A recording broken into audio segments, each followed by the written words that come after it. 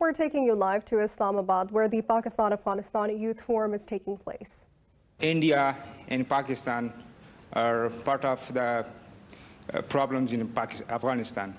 So have you ever tried this president or government of these three countries to sit together? I haven't seen anything like this. We have bilateral visits, but I didn't see any trilateral meeting, India, Pakistan, and Afghanistan. And my second question is about sports. You are iconic in the region. There is any plan of sports activities from Pakistan side in Afghanistan, because you have implemented so many projects in Afghanistan, but nothing about sports yet? The issue with India, the problem we face with India is that on the 5th August 2019, India unilaterally discarded the United Nations Security Council resolution and took away the statehood of Kashmir. Now, in 1948, there were two resolutions that the people of Kashmir, through a plebiscite, they would decide whether they want to be part of India or Pakistan. Since that right was not given to them, the people of Kashmir have since then struggled to get that right, and Pakistan has backed them. But on 5th August 2019, India took away that statehood, that special status of Kashmir. So from then onwards, Pakistan has broken off all diplomatic relationship with India. And unfortunately, until they restore that statehood, we cannot really have a trilateral talk, which means India, Pakistan, and Afghanistan. I have been to Afghanistan.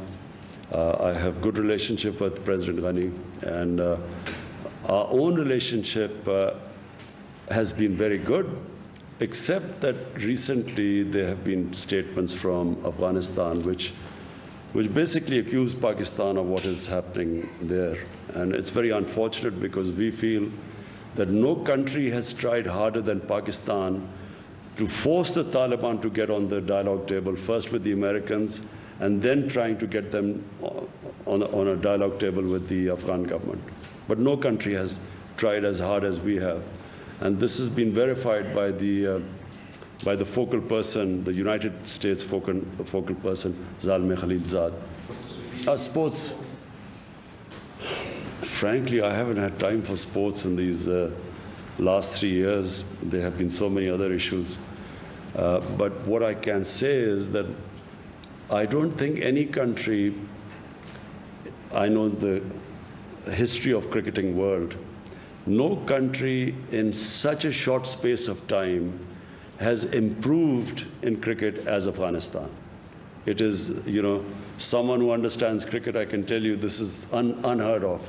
Countries that have reached the status of Afghanistan have been playing cricket for 70 years. The Afghanistan cricketers have basically learned their cricket in the refugee camps here, which is last 40 years, so it's remarkable. تا چی حد میان حکومت ملکی پاکستان و حکومت نظامی پاکستان توافق وجود داره؟ به خاطر از اینکه بارها حکومت ملکی پاکستان از افغانستان حمایت خود اعلام کرده و گفته ما همراهشان همکاری میکنیم، ولی در عمل چون این چیز نبوده. امی سوال است. تشکر. There is a feeling in Afghanistan, and unfortunately this feeling is deliberately being perpetuated by India, that Pakistan is controlled by the military establishment. All the policies, foreign policies that my government has made have been part of a manifesto. They have been part of a manifesto for the past 25 years. Whatever foreign policy I have had has been part of my party's manifesto. So I always believed that there was no military solution in Afghanistan. I always believed that eventually there will have to be a political settlement in Afghanistan. It's exactly what I have been saying for 15 years, what I've been saying since I've been in government for the last 3 years.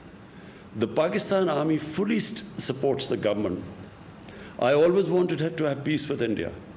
The Pakistan army has fully backed all my initiatives towards India for peace. It's India that refuses to have peace, because India today is controlled by the RSS ideology, which is anti-Pakistan and anti-Muslim. And it is shown in what they have done in Kashmir. And if all you have to do is see what happens in India to the Muslims, the cow vigilantes who kill Muslims in the streets never get convicted because they are supposed to have eaten cow. And the suffering which especially Muslims, but also other minorities like Christians, they feel because of this Hindutva, RSS ideology. That is what is coming in the way of us peace with India. So, but the Pakistan army has stood by my government in every way. There is no difference. So now we come to Afghanistan. The country, and I repeat, the country that of all the countries in the world wants peace in Afghanistan is Pakistan. Why? Because number one, if there's peace in Afghanistan, then Pakistan is connected right up to the Central Asia. We have already signed a contract, signed an agreement with Uzbekistan for the Mazar Sharif Peshawar Railway through Afghanistan. So all our future economic strategies depend upon peace in Afghanistan. That's number one. Number two, the people of Pakistan always think of people of Afghanistan as probably, if not neighbors, as our brothers. And they have suffered for 40 years of strife. And so we feel that if any country needs peace and quiet, it's Afghanistan. Thirdly, if this civil war goes on between the government and Taliban, it will almost certainly spill over to Pakistan's tribal areas. And we have really, in the last time when we joined the American war on terror, and as a result, we had the American war on terror spilled onto Pakistan's tribal area. 70,000 Pakistanis were killed in that. So last thing we want is that civil war spilling over into Pakistan, which it will do if it is a protracted civil war. And finally, we already have 3 million Afghan refugees. We cannot afford, if there's civil war, there will be more refugees coming in. And Pakistan does not have the economic conditions to have another influx of refugees. So it is in our interest, and that is why Pakistan has tried its best, is trying its best for a political solution in Afghanistan. Thank you so much for your time. سوال من N هست که میخوایم پرسان بکنم در ارتباط به حملاتی که فعلا طالبان در ولسوالی‌های افغانستان انجام میتن و کارهایی که اینا انجام میتن وارد خانه‌های افغان میشن. آیا از نظر شما این گروه کارهایشان چگونه است؟ غیر انسانی هست یا گروه تروریستی هستند طالبان؟ آیا اینا شما میپذیرین؟ و دیگه ای که در این اواخر آیا اجساد پاکستانی را شما کشور پاکستان دریافت کردن از افغانستان تسلیم شده باشند؟ نظرتان در این ارتباط چی هست؟ و با چنین شرایط نتیجه روند صلح را در افغانستان شما چگونه میبینین من حیث یک کشور خیلی نزدیک بر Afghanistan? تشکر. First, what the Taliban are doing or not doing has nothing to do with us. You have to speak to Taliban about what they're doing. We are not responsible. Neither are we some spokespersons for Taliban. But you have two choices. 20 years, a military solution has been attempted to bring peace to Afghanistan, and that's failed. Now you have a choice. Either this American-backed military solution, you can continue, because if you feel the Taliban are not someone you want to have in part of your government, you can keep on the course of a military solution. But everyone knows it's not possible anymore. The second solution is to have a government, a political compromise between the Taliban and the government, to have a compromise, an inclusive government. That is the only solution. Now, what the Taliban are doing or not doing has nothing to do with us. All we want is that there should be peace in Afghanistan. Pakistan's interest is peace there. There are 3 million Afghan refugees in Pakistan. Almost all of them are Pashtuns. And all of them, or most of them, would have sympathies with Taliban. How is Pakistan supposed to check who is going over there to fight or not when there are about 25, 30,000 people who cross every year, every day? They go into Afghanistan and come back. How is Pakistan going to check that? So Pakistan has consistently said that if the Afghan refugees go back to Afghanistan, then hold us responsible. But if there are 3 million refugees here, how can we say few hundred or few people have gone there to fight and their bodies are coming back? How can Pakistan be held responsible? There are refugee camps of 500,000 people. There are refugees with over 100,000 people. So how is Pakistan going to go into the refugee camps and decide who is pro-Taliban and who is not? So it's not possible unless, and let me just say the other thing, that until recently there was no border between Pakistan and Afghanistan. The Durand line was just imaginary. There was no physical border. So to stop, to control the outflow and inflow into Pakistan, we have built this fence at a huge cost to Pakistan. We have completed 90% of the fence now. So for the first time you have a border fence. Before that there was no border anywhere. Durand line was no border. So we are trying our best, but it is not possible to hold Pakistan responsible when you have over 3 million people, refugees here. What interest could possibly Pakistan have in a civil war in Afghanistan? What interest would Pakistan have in backing someone to take over Afghanistan? What is clear is that no one party will be able to take over Afghanistan. So if Taliban try to take over Afghanistan, it will just be an ongoing civil war. In the past, Pakistan did have an interest. In the 90s, Pakistan had an interest. And why did Pakistan have interest? Because Pakistan had this policy of strategic depth. What was strategic depth? Pakistan was always wary of Indian influence in Afghanistan, and Pakistan did not want to have a situation where it was fighting on two fronts. So Eastern Front, India, and then Afghanistan also became pro-India. So in those days, Pakistan did try to have favorites. They backed favorites. Now, and especially my government, we believe that Afghanistan can never be controlled from outside. Afghanistan has a history. Throughout history, Afghans are the most independent people. So you can't control Afghanistan from outside. So our government's policy is, whoever the people of Afghanistan choose, Pakistan will have best relationship with them. So we have no favorites now. We do not have that old policy of the 90s of strategic depth anymore. زه دوه لاندې پوښتنې لرم. You تاسو ولسمشر غني سره په Uzbekistan کې لیدلی وو او وروسته دغه د افغانستان او پاکستان اړیکې خرابه شوې. دغه لیدنو کې تاسو څه ویل او بل د سلسله الخیل په اسلام آباد کې برامته شوه. دغه قضیې په اړه کوم معلومات ورکړئ چې دغه د چا لخوا اختطاف شوې وای، برامته شوې وه، ولې برامته شوې وه او د څه دلیل له مخې؟ ډېره مننه. First thing is that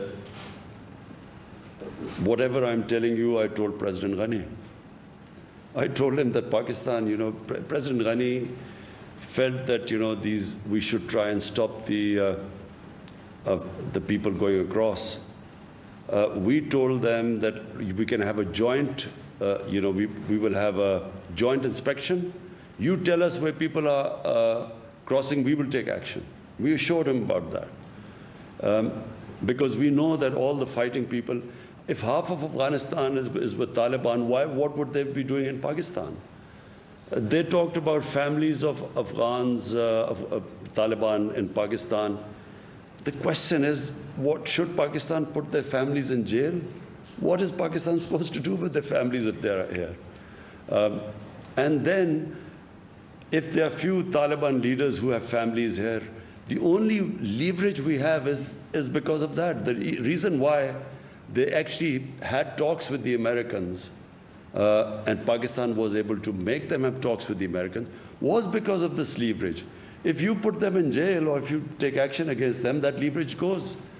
But more importantly, I got the impression that somehow the Afghan government feels that we should take some sort of a military action against, force whoever the Afghan or who the few pro-Taliban people or Taliban leaders are here. But so number one, we will do everything, but we will not use military force anymore in Pakistan. As I said last time, we were fighting someone else's war and we ended up 70,000 Pakistanis were killed. So there is a consensus in Pakistan that we will not use military action.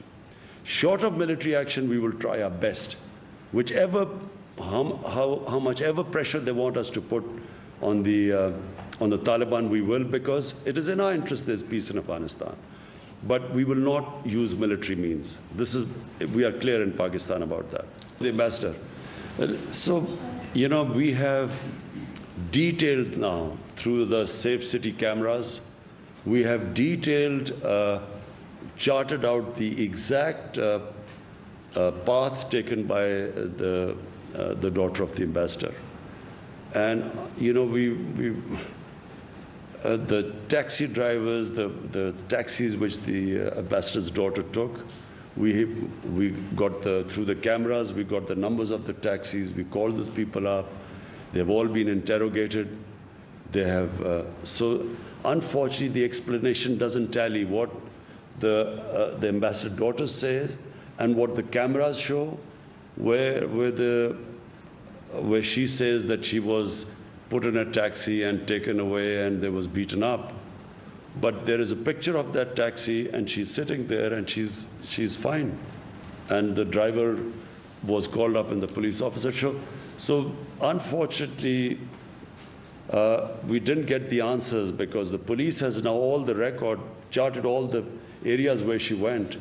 And it doesn't tally with what her accounts are. There's a discrepancy there.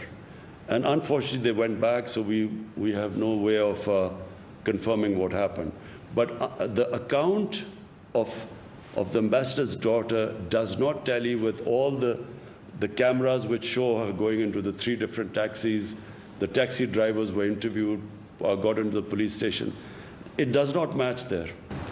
Sir, the Afghan government has requested for a team to visit Pakistan for sharing this investigation, and we have conveyed our confidence for that team to visit next week.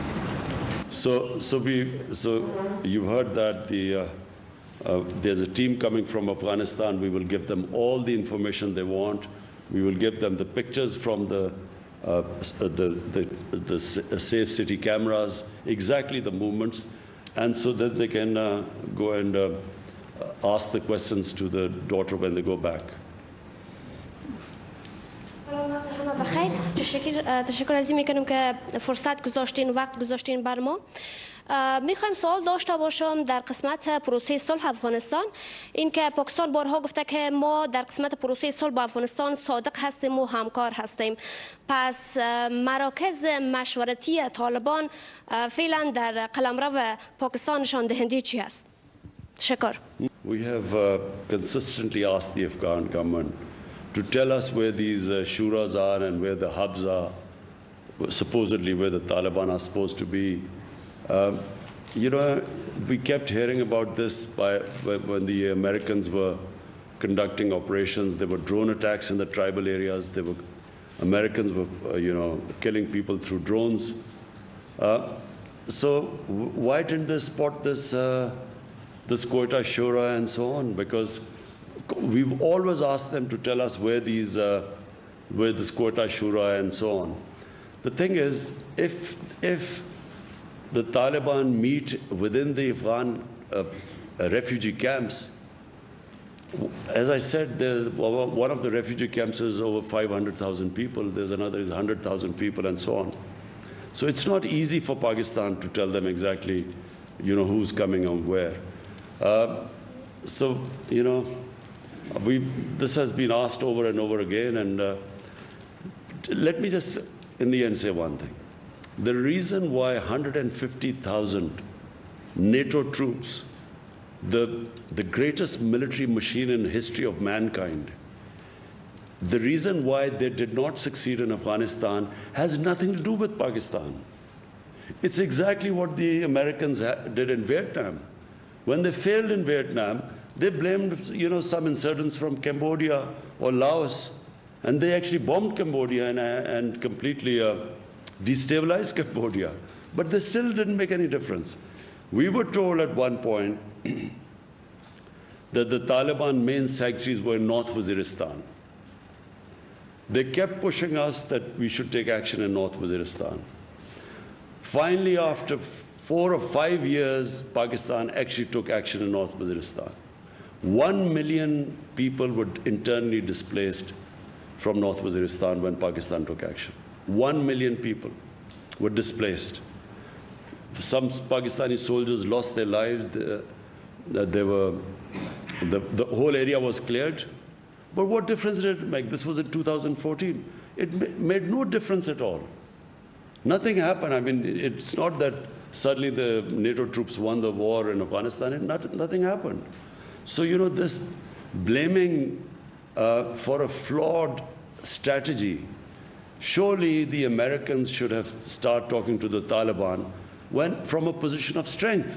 When there are 150,000 NATO troops, that was the time to talk to them. Talking to them when there's an exit date given and when there are a few thousand troops left, how do they expect that Taliban would now compromise?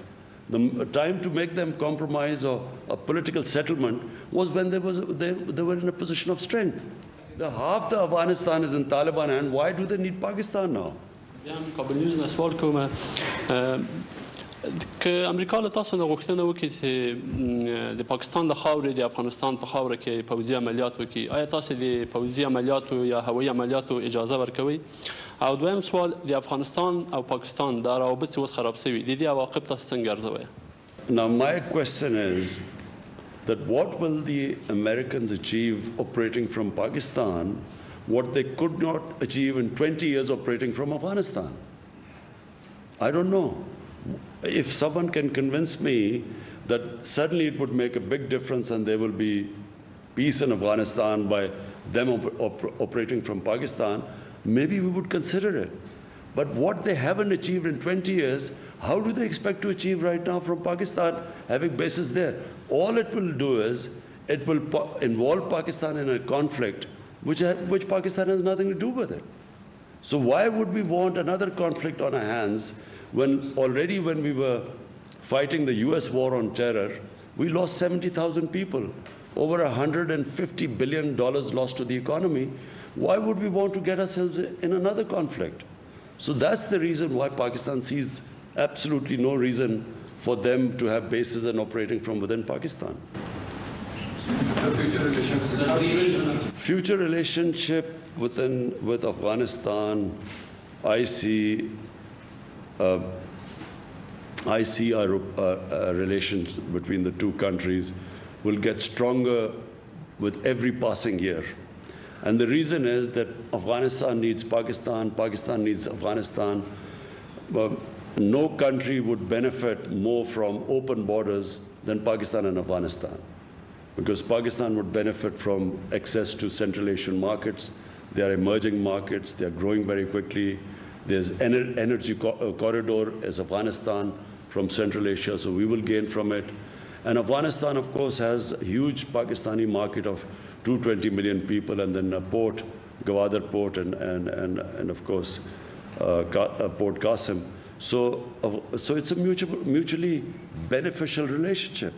And people don't realize that Afghanistan was part of Pakistan and India for a long time. And then there was a time when Pakistan, North Pakistan, was part of Afghanistan for 70, 80 years. So there's a strong linkages between the two countries. And I think that once this situation calms down in Afghanistan, and which we pray it calms down very quickly, then I think we will have probably the best years of our relationship. Normally میں کسی media کا جورنالسٹ نہیں ہوں، میں cinema سے تعلق رکھتا ہوں، تو اسی لیے ہم سوشل میں بہت کام کرتے ہیں، اور الحمدللہ یہ جو روابط ابھی تک اب خراب ہو چکا ہے پالیٹکس سے، سوشل پہ کوئی اثر نہیں ڈالا ہے، ابھی بھی ہم ادھر آ سکتے ادھر لوگ کام کرتے پاکستان سے. بٹ میرے شخصی ایک ہی سوال ہے، جو جب سے میں پیدا ہوا ہوں ہر بار مجھے یہ کہا گیا ہے کہ پاکستان کے ساتھ پاکستان کے پاس ایک پریشانی ہے افغانستان سے. پھر میں یونیورسٹی گیا اور ادھر میرے کو بولا گیا کہ یہ پریشانی داؤد خان کے زمانے سے شروع ہوا ہے. میں یہ جاننا چاہتا ہوں کہ یہ کون سا پریشانی ہے جب اتنی سال ختم نہیں ہو رہا ہے. Thank you.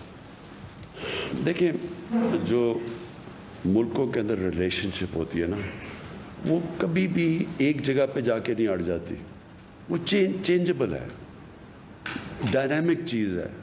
ایک ایسی ہے کہ کئی دفعہ شخصیت دو آ جاتی ہے ملک میں، ریلیشن شپ بہتر ہو جاتی ہے، اور ایک شخصیت کبھی ایسے ہیڈز آف اسٹیٹ آتے ہیں کہ ریلیشن شپ خراب ہو جاتی ہے. کئی دفعہ انٹرسٹ بدل جاتے ہیں، ایک ملک کا ایک دم انٹرسٹ بدل جاتا ہے. لیکن جو بیسک چیز افغانستان اور پاکستان میں ہے وہ کہ دیکھیں ایک تاریخ ہے، کئی 100 سال کی تاریخ ہے جو یہ سارے خطے میں انٹریکشن تھا. یہ جو پشاور تھا یہ سینٹر تھا، کابل سینٹر ہوتا تھا، سارے سلک روٹ تھی، یہاں سے سارا جاتا تھا ہندوستان، ادھر سے آتے تھے، پھر کندہار سے روٹ تھی ملتان کے ذریعے. یہ پرانی ٹریڈ روٹس ہیں اور پرانی ریلیشن شپس ہیں. کتنی افغان فیملیز وہاں سے آئیں، پاکستان سیٹل ہو گئی. میری ساری ماں اور باپ کی قبیلے سارے افغانستان سے آئے تھے. On your screens, the Prime Minister of Pakistan, Imran Khan, is currently speaking, stating that Afghanistan and Pakistan have a shared history. اس میں کبھی کبھی برا وقت آتا ہے. افغانستان کا انٹرسٹ ہو گیا امریکہ سوویٹ سے، پاکستان کا انٹرسٹ چلا گیا امریکہ کے ساتھ، اس کے اندر ہماری ریلیشن شپ خراب ہو گئی. پھر آئی حکومت افغانستان کا ہندوستان کے ساتھ قریبی ہو گیا، تو ظاہر ہے پاکستان سے خراب ہونی تھی ریلیشن شپ. لیکن لانگ ٹرم ریلیشن شپ، نیچرل ریلیشن شپ ہے ہی پاکستان اور افغانستان کی.